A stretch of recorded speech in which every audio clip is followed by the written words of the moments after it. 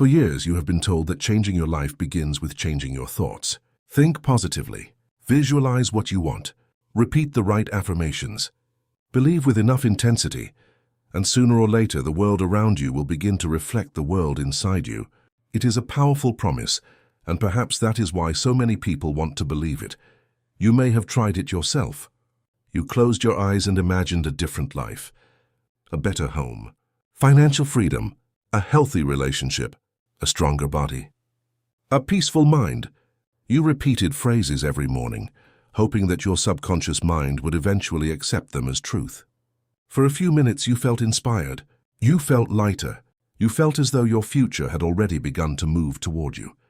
But then the day continued. The phone rang. The bills remained. The same fears returned. Someone said something that triggered the same old reaction. A small problem became anxiety. A delay became frustration. A moment of uncertainty became proof that nothing was changing. And before you realized it, the new version of you had disappeared. The old version had returned. This is where the confusion begins. You were told that your thoughts create your reality. So when reality does not change, you begin to blame yourself. Maybe you were not positive enough. Maybe you did not visualize correctly. Maybe you allowed too many negative thoughts into your mind. Maybe one moment of fear destroyed everything you had been trying to build. But what if the problem is not that you failed? What if the problem is that you were given only a small piece of a much larger truth? Thoughts matter, but thoughts alone are not the deepest force shaping your life. Beneath every thought, there is an identity. Beneath every desire, there is an emotional state. Beneath every affirmation, there is a silent answer to a much more important question. Who do you believe you are? You can repeat, I am abundant, while your body remains prepared for lack. You can say, I am confident, while your nervous system expects rejection. You can visualize freedom while making every decision from fear. The words may speak about the future, but your entire being may still be loyal to the past. And this is the promise no one explained completely. You do not change your life simply by asking for a new reality. You change your life by becoming someone who can remain emotionally, mentally, and behaviorally compatible with it, because reality does not respond only to what you say you want. It also reflects what you repeatedly expect, feel, tolerate, choose, and believe you deserve. And until those things begin to change, your new life may remain close enough to imagine, but too distant to enter. At first, the practices feel exciting. You buy a new notebook, write your intentions, create a vision board, and listen to meditations before falling asleep. You begin each morning with affirmations and try to protect your mind from anything negative. There is a feeling that something important is about to happen, as if your old life is finally preparing to release you. But days become weeks, and weeks become months. Some things may improve temporarily, yet the deepest patterns remain untouched. The same financial pressure returns. The same kind of relationship appears with a different face. The same opportunities are postponed or lost. You feel motivated for a few days, but eventually, the familiar heaviness comes back. Then a quiet question begins to follow you. Why is nothing truly changing? You may look at other people and wonder why their transformation seems easier. They tell stories about unexpected opportunities, sudden breakthroughs, healed relationships, and lives that changed almost overnight. Meanwhile, you continue performing the same practices and waiting for the same miracle. The comparison creates an uncomfortable suspicion that perhaps you are doing something wrong, so you try harder. You repeat more affirmations, visualize with greater detail, and force yourself to feel grateful even when fear is moving through your body. You monitor every thought, afraid that one moment of doubt could cancel your progress. What was supposed to bring freedom slowly becomes another form of pressure. This pressure creates a hidden conflict. On the surface, you are trying to believe in a new future. Underneath, you are constantly checking the present for evidence that it has arrived. Every unpaid bill becomes proof that abundance is still distant. Every lonely evening becomes proof that love has not found you. Every physical symptom becomes proof that healing has not begun. Without realizing it, you are not observing reality. You are asking reality for permission to believe. And when the external world does not change quickly enough, you return to the emotional state you were trying to escape. You feel disappointed, powerless, or even betrayed. The new thoughts disappear and the old story becomes stronger. Nothing works for me. Maybe my life is simply meant to be this way. This is one of the most dangerous moments in any transformation. Not because change is impossible, but because disappointment can convince you to identify even more deeply with the person you are trying to leave behind. Imagine someone who wants financial freedom, but checks their bank account with fear several times a day. They may speak about abundance, but every action reinforces the expectation of loss. Imagine someone who wants love, but interprets every silence as rejection. They may visualize a healthy relationship, but their body remains prepared to be abandoned. The desire is real. The intention is sincere. But the emotional pattern continues to tell a different story. This is why nothing seems to change. The conscious mind points toward the future, while the deeper identity continues pulling toward the past. One part of you says, "I am ready," while another whispers, "This is not safe. This is not who we are." And until you discover which voice is making your daily decisions, you may continue moving forward in your imagination while remaining in the same place emotionally. Because behind the frustration, behind the repeated patterns, and behind the life that seems unable to move, there is something you rarely see. There is an identity working in silence. Most people believe they make decisions based on what they want. They assume that if they desire success, love, freedom, or peace strongly enough, their choices will naturally lead them in that direction. But beneath conscious desire, there is a deeper force influencing almost everything you do. It is the identity you have built through years of experiences, emotions, memories, and repeated reactions. This identity is not simply your name, your profession, or the story you tell when someone asks who you are. It is the collection of beliefs you carry about what is possible for you, what you deserve, what you should expect, and how the world will probably respond to you. Much of it was formed before you were old enough to question it. Perhaps you learned that money always brings conflict. Maybe you watched the people around you struggle, worry, and argue whenever finances were discussed. No one needed to tell you directly that prosperity was dangerous or difficult. Your mind absorbed the message through emotion, repetition, and observation. Years later, you may consciously desire abundance while unconsciously associating money with fear, guilt, pressure, or loss. The same thing can happen with love. If affection was unpredictable, if approval had to be earned, or if important people disappeared emotionally when you needed them, you may have developed an identity that expects rejection. As an adult, you may say that you want a stable relationship, yet feel strangely attracted to people who are distant, unavailable, or difficult to trust. The faces change, but the emotional experience remains familiar. This is how the hidden identity works. It does not always lead you toward what feels good. It leads you toward what feels known. The familiar can be painful, but it also feels predictable. And to the unconscious mind, what is predictable often feels safer than what is new. A person may remain in a situation they dislike, not because they enjoy suffering, but because their identity knows how to survive there. A different reality would require a different way of thinking, feeling, responding, and seeing themselves. That is why change can feel uncomfortable even when it is positive. Receiving more money may create anxiety in someone who has always identified with struggle. Being truly loved may feel suspicious to someone accustomed to abandonment. Resting may create guilt in a person who learned that their value depends on constant productivity.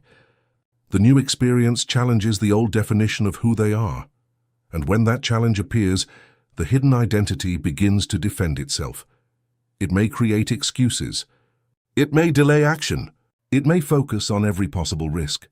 It may convince you that you need more preparation, more certainty, or more approval before moving forward.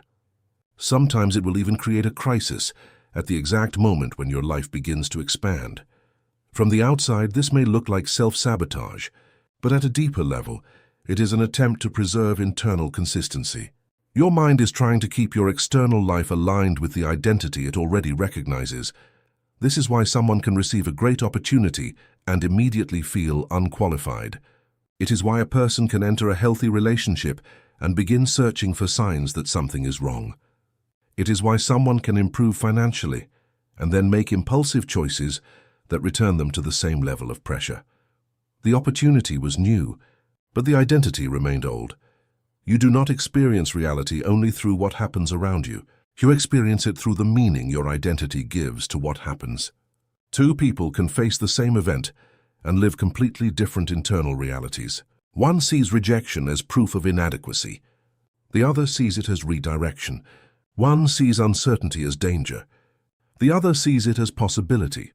The event may be the same, but the identity interpreting it is different. This means that lasting change cannot happen only at the level of desire. You must begin to observe the person inside you who is doing the desiring. What does that person expect? What do they fear? What do they repeatedly tolerate? What kind of life feels normal to them? Because your hidden identity is revealed not by what you say once, but by what you repeatedly choose when no one is watching. It appears in the opportunities you avoid, the relationships you accept, the boundaries you fail to establish, and the thoughts you return to when life becomes uncertain. It appears in the way you speak to yourself after making a mistake, and in the future you secretly believe is realistic for someone like you. And until this identity becomes visible, it will continue shaping your reality from the shadows.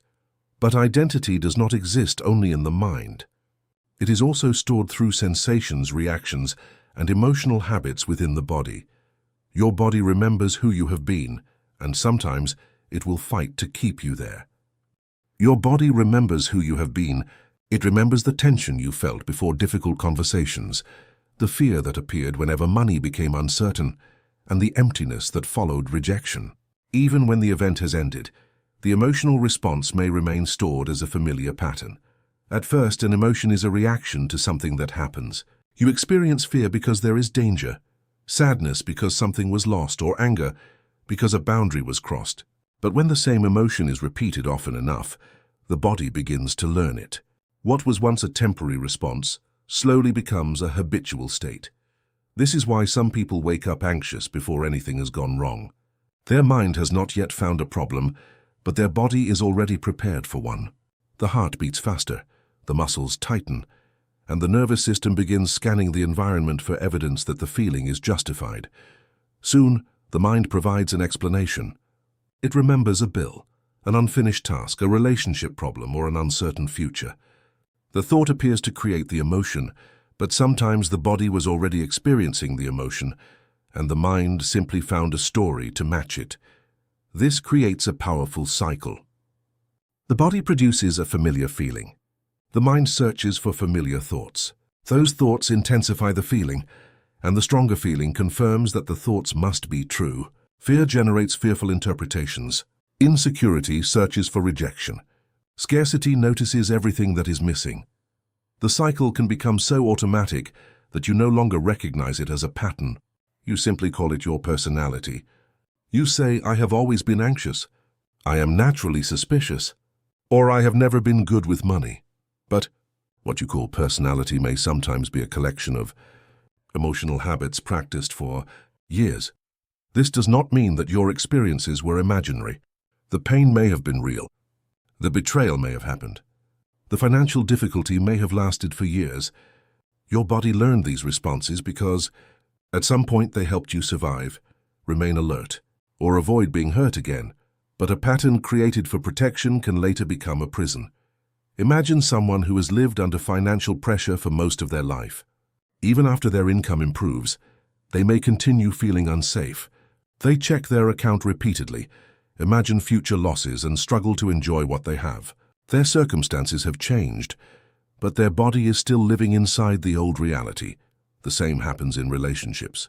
A person who experienced abandonment may finally meet someone reliable, yet remain unable to relax. A delayed message creates panic. A change in tone becomes a warning. Love is present, but the body continues expecting separation. This is why entering a new reality can feel more difficult than imagining it. In imagination, nothing challenges you.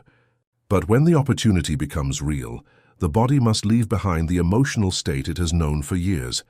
Peace may initially feel empty to someone accustomed to chaos. Stability may feel boring to someone trained by unpredictability. Success may feel dangerous to someone who learned that visibility attracts criticism. The new reality may be desirable, but it is not yet familiar, and the unfamiliar often feels unsafe. This is the moment when many people return to the past without realizing it. They create a conflict, abandon an opportunity, delay an important decision, or search for a problem that confirms the old emotional state. They believe they are responding to the present, but they may actually be repeating a memory. The body is not trying to destroy the future. It is trying to protect the identity it already knows. Real transformation begins when you can feel an old reaction without automatically obeying it. You notice the anxiety, but you do not immediately create a catastrophe. You notice the fear of rejection, but you do not chase, attack, or withdraw. You notice the discomfort of growth, but you do not interpret it as a sign that you should stop. In that moment, something important happens. The body experiences an old emotion, but you choose a new response. You interrupt the connection between feeling and behavior. You teach your system that discomfort does not always mean danger, and that unfamiliarity does not always mean something is wrong. This cannot be accomplished through force. You do not defeat the body by criticizing it. You retrain it through awareness, repetition, and safety. Each time you remain present instead of returning automatically to the past, you weaken the old pattern. Gradually, peace becomes familiar. Confidence becomes less threatening. Receiving becomes more natural. The body begins to recognize a new version of you, but until that happens, there will be a difference between the future you imagine and the emotional signal you repeatedly transmit, and that invisible signal may be shaping more of your life than you realize. Every day you are communicating something about who you believe you are.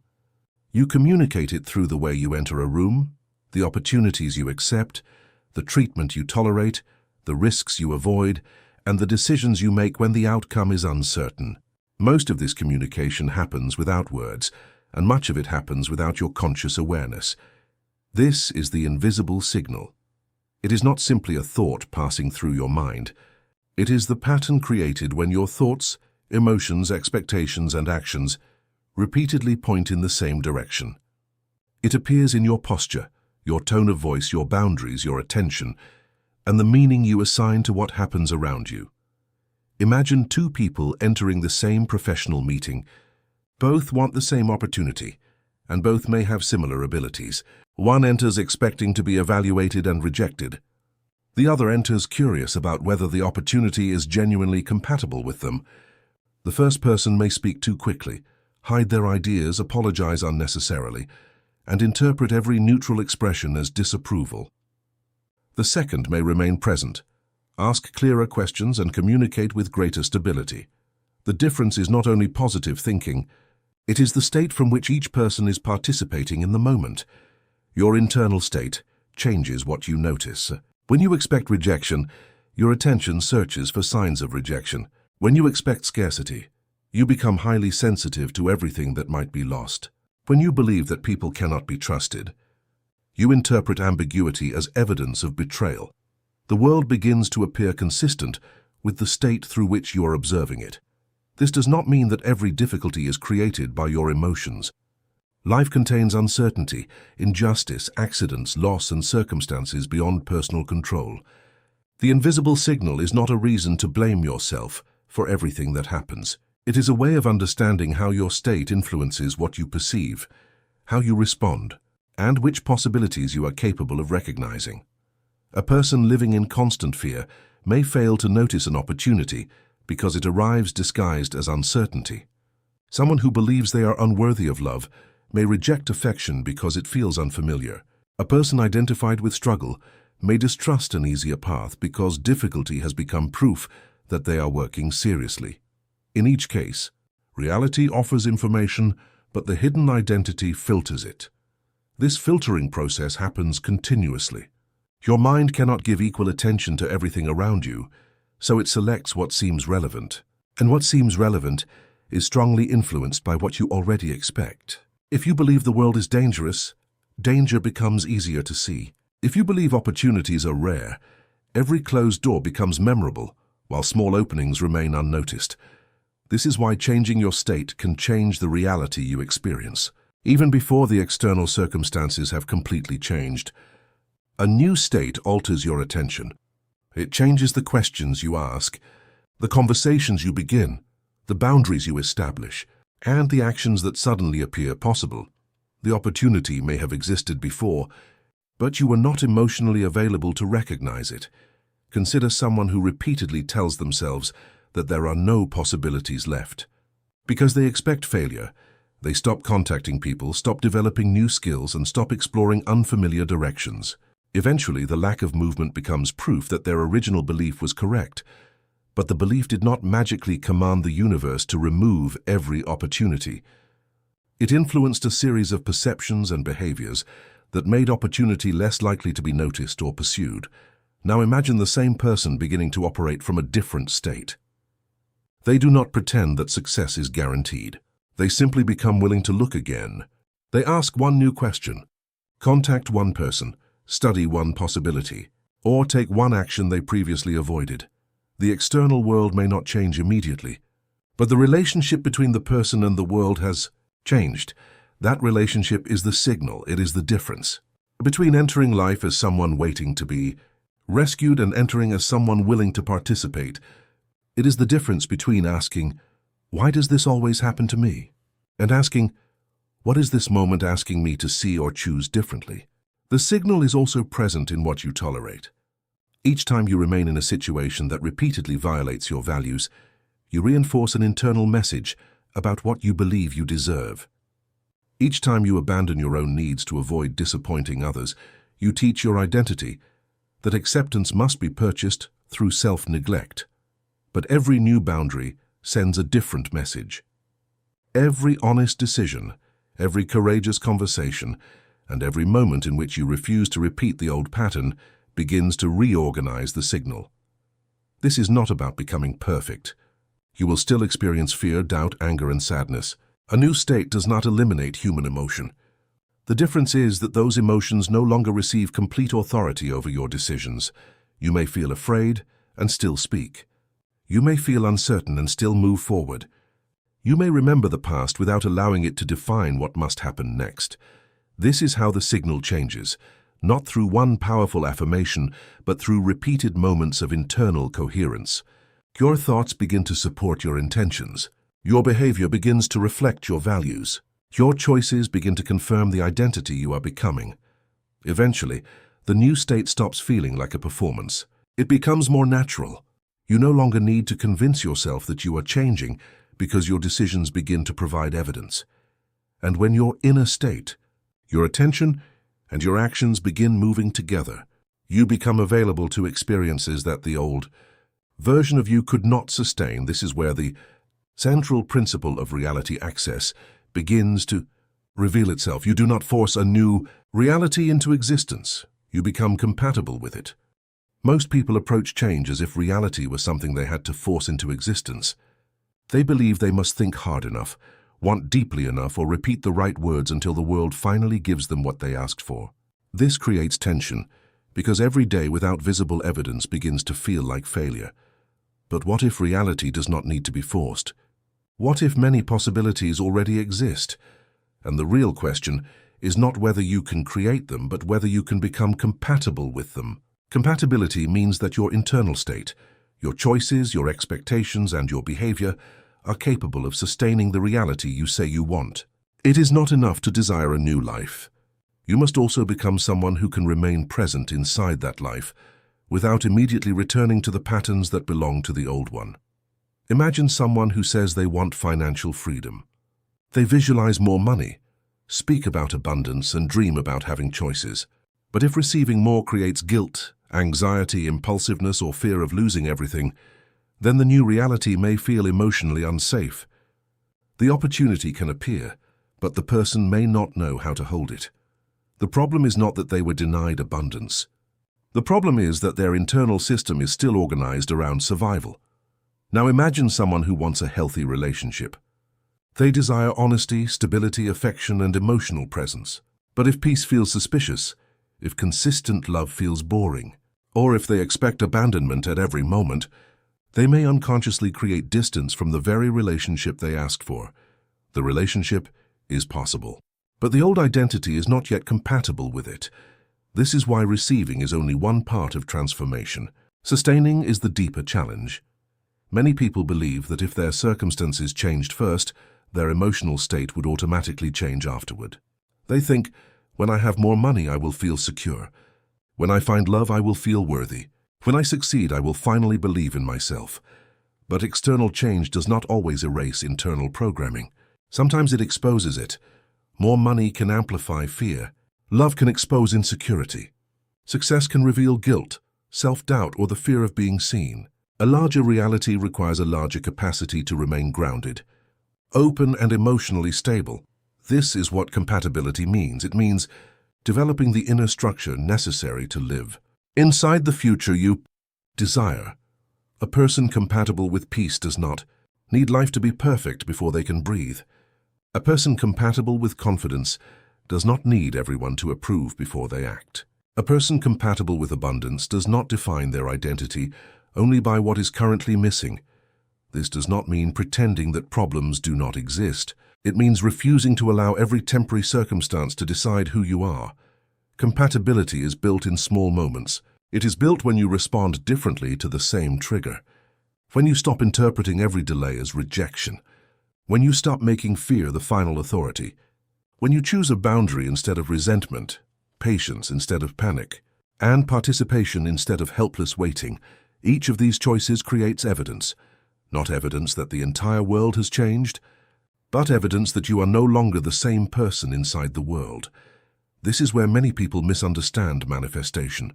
They focus only on the desired result, but ignore the identity required to sustain that result. They want the relationship without becoming emotionally available. They want success without becoming visible. They want freedom without accepting responsibility. They want peace while remaining loyal to conflict. Desire points toward a possibility. Compatibility determines whether you can enter and remain there. Think of a radio. Many frequencies may be present in the same space, but the device only receives the station to which it is tuned. The other signals are not absent. The receiver is simply not aligned with them. Your life works in a similar way, not as a magical machine, but as a system of attention, emotion, behavior, and response. Your internal state influences which opportunities you notice, which choices feel available, which relationships you accept, and which future seems realistic. When your state changes, your relationship with possibility changes. You begin noticing doors that were previously invisible. You respond differently to the same circumstances. You stop needing immediate proof before taking the next step. You become less reactive, more deliberate, and more capable of sustaining uncertainty without collapsing into the old story. This does not guarantee that every desire will appear exactly as imagined. Life is not a machine controlled by thought, but it does mean that you become more available to possibilities the old version of you could not recognize, pursue, or maintain. The goal is not to control reality. The goal is to stop being internally organized against the life you say you want. You do not become compatible through perfection. You become compatible through repetition, through small moments in which your thoughts, emotions, decisions, and actions begin to tell the same story. Over time, the new state becomes less unfamiliar. The body stops resisting it. The mind stops searching for reasons to return to the past. What once felt impossible begins to feel natural. And when a reality begins to feel natural before it is fully visible, you stop chasing it with desperation. You begin meeting it with readiness. This is the central principle of reality. Access. You do not create your reality. You become compatible with it. But the moment you begin changing, something inside you may resist. The old self does not disappear quietly. The old self does not disappear quietly. The moment you begin thinking differently, responding differently, or moving toward a new possibility, the identity you have practiced for years may begin to resist. Not because it hates you, and not because it wants you to fail, but because its deepest function is to preserve what feels familiar. For a long time, your old patterns helped you predict life. Even when those patterns caused pain, they gave you a sense of control. You knew how to behave when you expected disappointment. You knew how to protect yourself when you assumed people would leave. You knew how to survive when you believed that everything would eventually go wrong. A new reality removes some of that predictability. It asks you to respond without relying on the same defenses. It asks you to remain calm when your body expects danger, to trust when your past expects betrayal, and to move forward when your identity expects failure. This can create a strange internal tension. One part of you wants the new life. Another part wants the safety of the old one. The resistance may not sound like fear. It may sound intelligent, reasonable, and responsible. It may say, "This is not the right time." It may tell you that you need one more course, one more sign, one more conversation, or one more guarantee before taking action. Sometimes resistance appears as perfectionism. You delay beginning because the first step does not feel perfect. You continue preparing because preparation feels safer than exposure. You tell yourself that you are being careful, but beneath the caution there may be a fear of becoming visible. Resistance can also appear as distraction. Just when you are ready to change, everything else suddenly seems urgent. You reorganize the room, check your phone, begin another project, or spend hours researching information you already understand. You remain active, but you avoid the one action that could actually move your life forward. In other moments, the old self creates doubt. It reminds you of every previous failure and ignores every sign of growth. It asks, "Who do you think you are?" It tells you that people like you do not succeed, do not receive, do not change, or do not belong in the reality you are approaching. This voice can become louder after progress. You may establish a boundary and immediately feel guilty. You may receive an opportunity and suddenly question your ability. You may experience a period of peace and begin imagining everything that could destroy it. The old identity interprets expansion as danger because expansion requires it to lose control. This is why growth does not always feel like confidence. Sometimes growth feels like confusion. Sometimes it feels like grief. You may begin losing interest in relationships, habits, and environments that once defined you, but the new version of your life has not yet fully formed. You are no longer completely comfortable in the old world, but you are not yet stable in the new one. This space can feel lonely. The people around you may not understand the change. Some may prefer the version of you who never said no, never challenged expectations, and never asked for more. Your transformation can make others uncomfortable because it changes the role you played in their lives. They may tell you that you are becoming distant, unrealistic, selfish, or different. And perhaps you are becoming different, not cruel, not superior, simply less willing to abandon yourself in order to remain familiar to others. This is a difficult stage because the old self receives support from the old environment. Familiar conversations can awaken familiar emotions. Familiar relationships can pull you back into familiar roles. A single comment may make you question everything you have begun to build. The temptation is to return, to become smaller again, to apologize for your growth, to choose the comfort of belonging over the discomfort of becoming. But returning to the old self does not create peace. It creates temporary relief. For a moment, the tension disappears because you are once again behaving in the way your identity recognizes. But soon, the deeper dissatisfaction returns. You remember that the old life was familiar, but it was not fulfilling. This is why resistance must not always be interpreted as a warning. Sometimes resistance is evidence that you are approaching the edge of your former identity. You do not need to fight the old self with hatred. You do not need to destroy it. That version of you was created from experiences, fears, and attempts to survive. It deserves understanding, but it no longer needs to control every decision. When resistance appears, you can ask, is this danger or is this unfamiliarity? You can ask, am I being guided by wisdom or am I being pulled by a familiar fear? You can pause long enough to separate genuine intuition from automatic protection. The old self will often demand certainty. The new self learns to move with clarity, even when certainty is unavailable. The old self asks for proof before changing. The new self begins creating proof through new choices. Each time you act without obeying the old pattern, you weaken its authority. You may still hear the voice, feel the discomfort, or experience the urge to return, but you no longer confuse that reaction with truth. The goal is not to never feel resistance. The goal is to stop allowing resistance to decide who you become, because transformation is not the absence of fear. It is the moment you realize that fear can be present without becoming your direction. And eventually every transformation reaches a moment in which you must choose, not once, but again and again. Every transformation eventually arrives at a moment of choice. Not a dramatic moment with music, certainty, and a clear sign from the universe, Most of the time, the choice appears quietly, hidden inside an ordinary situation. Someone says something that would normally trigger you. A delay makes you anxious. An opportunity appears before you feel completely ready. A familiar fear rises in your body and begins suggesting the same response you have given for years. This is the moment. The old self speaks quickly. It tells you to withdraw, attack, delay, apologize, control, or give up. Its reaction feels natural because it has been practiced many times. The body already knows the sequence. The emotion appears, the thought follows, and the behavior seems almost inevitable. But then, perhaps for only a few seconds, you become aware of what is happening. You notice the pattern before becoming the pattern. That small space between reaction and response is where change begins. Most people imagine transformation as a single decision. They believe there will be one day when they finally become confident, disciplined, peaceful, or free. But identity is rarely changed through one extraordinary moment.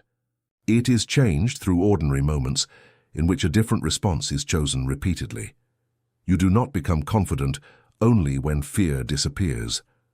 You become confident each time fear appears, and you refuse to let it make the final decision. You do not become peaceful because life stops challenging you. You become peaceful each time a challenge appears, and you return to your center, instead of immediately returning to chaos.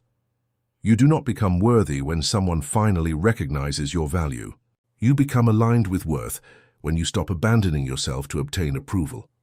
The moment of choice may last only a few seconds, but it carries the weight of every future you could enter. Imagine receiving a message that feels cold or distant. The old pattern wants to create a story immediately. It assumes rejection, betrayal, or abandonment. It urges you to react before you understand what is actually happening. The new response begins with a pause. You breathe. You notice the emotion. You allow the first wave of fear to move through the body without turning it into an accusation, a desperate message, or a final conclusion. Nothing outside you may have changed yet, but internally, the cycle has been interrupted. Or imagine facing an opportunity that makes you feel exposed. The old identity begins listing every reason you are not ready. It reminds you of mistakes, weaknesses, and moments in which you failed. The new response does not pretend that fear is absent. It simply asks a different question. What would I choose if fear were allowed to speak but not allowed to decide? This question creates space. In that space, you may take one small action. Send the message. Attend the meeting. Share the idea. Make the call. Establish the boundary. Ask for help. Begin before feeling completely prepared. The action may appear insignificant from the outside, but internally it represents a break in continuity. For years, the same trigger may have produced the same reaction. Now the trigger appears, but the response changes. This is how a new identity is created, not through pretending to be someone else, but through proving to yourself that you are capable of choosing differently. Every new response becomes evidence. Every boundary becomes evidence. Every moment of patience, honesty, courage, or self-respect becomes evidence that the old story is no longer the only story available. At first, these choices may feel unnatural. You may question them immediately afterward. You may establish a boundary and then feel guilty. You may speak honestly and spend hours wondering whether you said too much. You may take a courageous step and then want to return to safety. This does not mean the choice was wrong. It means the body is still adjusting to a new pattern. Growth often feels unstable before it feels natural. The new version of you has not yet become automatic, while the old version still knows exactly how to take control. This is why repetition matters. One new choice may create awareness. Repeated choices create identity. Each time you refuse to participate in the same old emotional cycle, the pattern loses strength. Each time you remain present inside discomfort, the body learns that a new response is survivable. Each time you act in alignment with the person you are becoming, the future becomes less abstract. You begin to trust yourself, not because you know exactly what will happen, but because you know you will not automatically abandon yourself when uncertainty appears. This is one of the deepest forms of freedom. Freedom is not controlling every event. It is no longer being controlled by every automatic reaction. The moment of choice also changes the way you relate to failure. The old identity sees a mistake as proof that change is impossible. The new identity sees it as information. You may return to an old reaction. You may lose your balance. You may repeat something you believed you had already overcome. But one difficult moment does not erase the work you have done. The question is not whether you will ever repeat the past. The question is how quickly you become conscious and choose again. Transformation is not a straight line. It is a practice of returning to awareness, returning to intention, returning to the version of you that no longer wants to live automatically. Every time you return, the new path becomes easier to recognize, and eventually, the moment of choice stops feeling like a battle. The new response begins to arise more naturally. What once required effort becomes instinct. What once felt impossible becomes familiar. This is the point where identity begins to shift. You are no longer only imagining a new version of yourself. You are becoming that version through action. And when your thoughts, emotions, and actions begin to support the same identity, the future no longer feels like something distant. It begins to feel like somewhere you are already learning to live. The future begins to feel like a place you are already learning to live. Not because every circumstance has changed, but because you are no longer waiting for the external world to give you permission to become someone different. This is the beginning of becoming the new version. Many people believe they must first receive the result, and then become the person capable of living it. They wait for success before feeling confident, for money before feeling secure, for love before feeling worthy, or for certainty before taking action. But if your identity is always waiting for circumstances to change first, the past remains in control. Your emotional state continues to depend on the same evidence that was created by the old version of you, becoming. The new version reverses this. Relationship. You begin asking how the person you want to become would participate in the life you have today. Not in a perfect future. Not after every problem disappears. Today. How would that person speak to themselves during uncertainty? What would they stop tolerating? Which conversation would they no longer avoid? How would they treat their time, their body, their money, and their attention? These questions are not an invitation to pretend. Pretending means denying what is real. Becoming means responding to what is real from a different identity. You can acknowledge financial pressure without turning scarcity into your personality. You can experience loneliness without deciding that you are unlovable. You can face a setback without transforming it into proof that your future has been cancelled. The new version does not need to deny the present. It simply refuses to become imprisoned by it. This is an important distinction because transformation is often confused with performance. People try to look confident while feeling terrified, speak about abundance while avoiding every financial reality, or force themselves to appear peaceful while suppressing anger and pain. But a new identity is not created by hiding what you feel. It is created by changing your relationship with what you feel. Instead of saying, "I must not be afraid," you learn to say, "Fear is present, but it does not define my next decision." Instead of saying, "I should never feel insecure," you recognize, insecurity is an old response, and I can remain present without obeying it. Instead of using positive language to escape reality, you use awareness to participate in reality more consciously. This is how embodiment begins. Embodiment means that the idea is no longer limited to the mind. It becomes visible in the way you breathe, speak, choose, wait, respond, and recover. It appears in the way you act when no one is watching and when no immediate reward is available. Anyone can feel powerful during a moment of inspiration. The deeper question is who you become when the inspiration disappears. Who are you when the result is delayed? Who are you when someone misunderstands you? Who are you when the old fear returns? Who are you when there is no applause, no sign, and no certainty? These moments reveal whether the new identity is becoming real. The new version is not someone who never experiences difficulty. It is someone who no longer uses every difficulty as a reason to return to the past. They may feel disappointment, but they do not immediately abandon their direction. They may need rest, but they do not confuse rest with failure. They may question themselves, but they do not surrender all authority to doubt. This creates a different kind of strength. It is not the strength of constant control. It is the strength of returning, returning. After fear, returning. After distraction, returning. After a mistake, returning. After an old reaction. Return teaches the body that the new identity is not temporary. It teaches the mind that one difficult day does not erase the direction of an entire life. Gradually, you begin building evidence from the inside out. You keep one promise to yourself. You complete one task that you would normally delay. You speak honestly in one conversation. You refuse one situation that violates your values. You take care of one responsibility without waiting to feel motivated.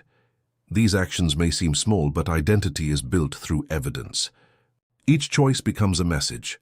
This is who I am becoming. The mind learns through repetition. When your behavior repeatedly supports a new identity, the identity becomes easier to believe. You stop depending only on affirmations because your decisions begin speaking for you.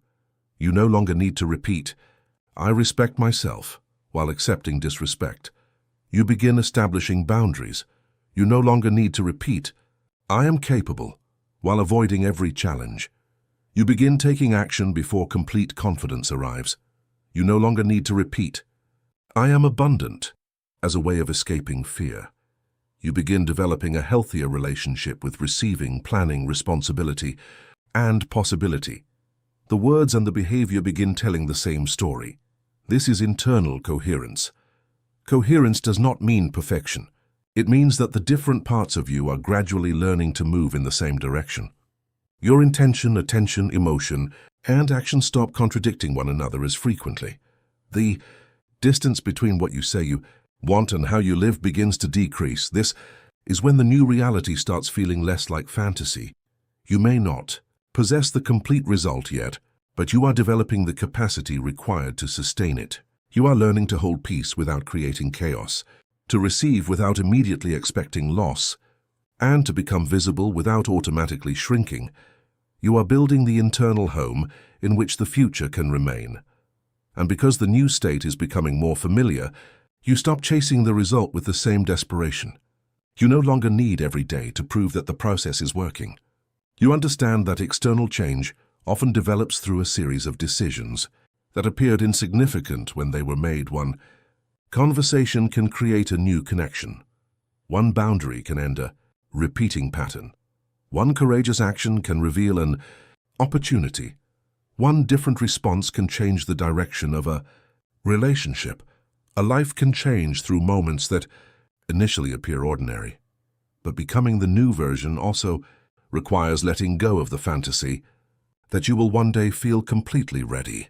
Readiness is not always a feeling that arrives before the action. Sometimes readiness is created by the action itself. You take the step, and the identity follows. You speak, and the voice becomes stronger. You choose, and the path becomes clearer. You remain present, and the unfamiliar slowly becomes safe. This is how you move from imagination into embodiment. You stop asking, "When will my new life arrive?" You begin asking, "How can I participate in that life today?" Not through grand gestures, through the next honest decision, the next aligned response, the next moment in which you remember that the past is familiar, but it is not mandatory. Eventually you look back and realize that the transformation did not happen in one dramatic moment. It happened through hundreds of choices that taught you to recognize yourself differently. The world may have changed around you, but first, you changed the person who was meeting the world. You became more compatible with peace, possibility, confidence, love, and expansion. You did not wait for reality to prove who you could become. You began becoming that person before the proof arrived. And now, one final question remains. How do you begin practicing this in your own life? How can you begin practicing this in your own life? Not by trying to change everything tonight, and not by forcing yourself to become a completely different person tomorrow. Real transformation begins with one honest observation and one new response. For the next few minutes, allow yourself to become still. You do not need to achieve a special state. You do not need to stop every thought or force yourself to feel positive. Simply sit in a comfortable position, relax your shoulders, and take a slow breath. Breathe in gently through your nose and release the air slowly. As you breathe, notice the weight of your body. Notice the places where you are holding tension. Perhaps the tension is in your chest, your stomach, your jaw, or your hands. Do not try to remove it. For now, simply recognize that it is there. Ask yourself one question: which reality do I say I want? Allow one area of your life to come to mind. It may be financial freedom, a healthier relationship, greater confidence, emotional peace, better health, or a new professional direction. Choose only one. You do not need to solve your entire life in this moment. Now imagine that this reality has already become a natural part of your life. Do not focus only on objects, achievements, or external results. Focus on the person living inside that reality. How does this person respond to uncertainty? How do they speak to themselves when something goes wrong? What do they no longer tolerate? What do they choose when fear appears? How do they treat their time, their body, their money, and their attention? Do not search for a perfect answer. Notice the first honest response that appears. Now bring your attention back to your current life. Ask yourself, what state am I repeatedly practicing today? Perhaps you are practicing urgency. Perhaps you are practicing fear, resentment, scarcity, self-doubt, or the expectation that something will go wrong. Do not judge the answer. The purpose of this exercise is not to criticize yourself. It is to make the hidden pattern visible. You cannot consciously change a pattern that remains invisible. Take another slow breath and imagine a recent situation in which the old state took control. Perhaps you received a message, faced a delay, looked at your bank account, avoided a conversation, or doubted your ability.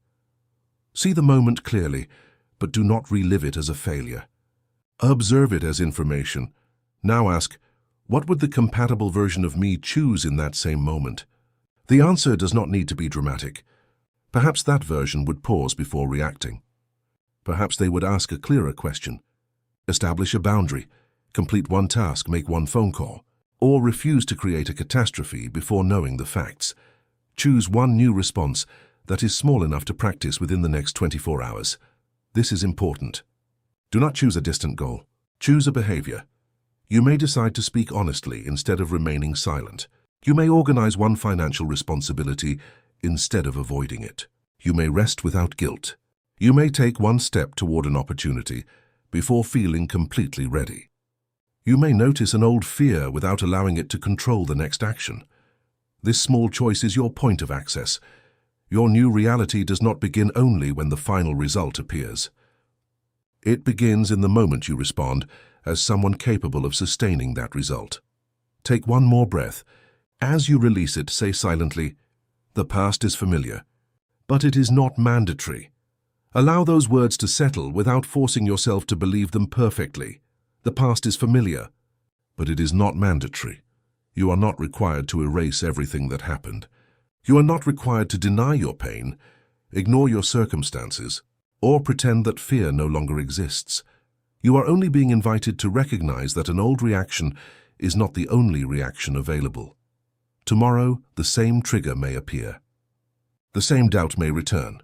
Your body may ask you to repeat what it already knows. When that happens, remember this moment. Pause, breathe, notice your current state and ask, what would the version of me who is compatible with my desired life choose now? You may not always choose perfectly. Sometimes the old reaction will happen before you become aware of it. That does not mean you have failed. The practice is not perfection. The practice is returning. Return to the breath, return to awareness, return to the next choice. Each return is a message to your mind and body. Each new response teaches your system that another way of living is possible. Over time, what once felt unnatural becomes familiar. What once required effort begins to become part of your identity. This is how reality changes from the inside out, not through one thought, not through one affirmation, not through one perfect moment of belief, but through the gradual alignment of who you are, what you expect, what you tolerate, and what you repeatedly choose. The greatest lie about changing your life is not that change is impossible. The greatest lie is that you can enter a new reality while remaining completely loyal to the identity that created the old one. Your thoughts matter. Your intentions matter. Your imagination matters. But transformation begins when those things are supported by a new state and confirmed through new choices. You do not need to control every event. You do not need to know exactly how the future will unfold. You only need to recognize the next moment in which the past asks to be repeated and choose again, because you do not create your reality by force. You become compatible with it, and your next reality may begin with the next choice you make.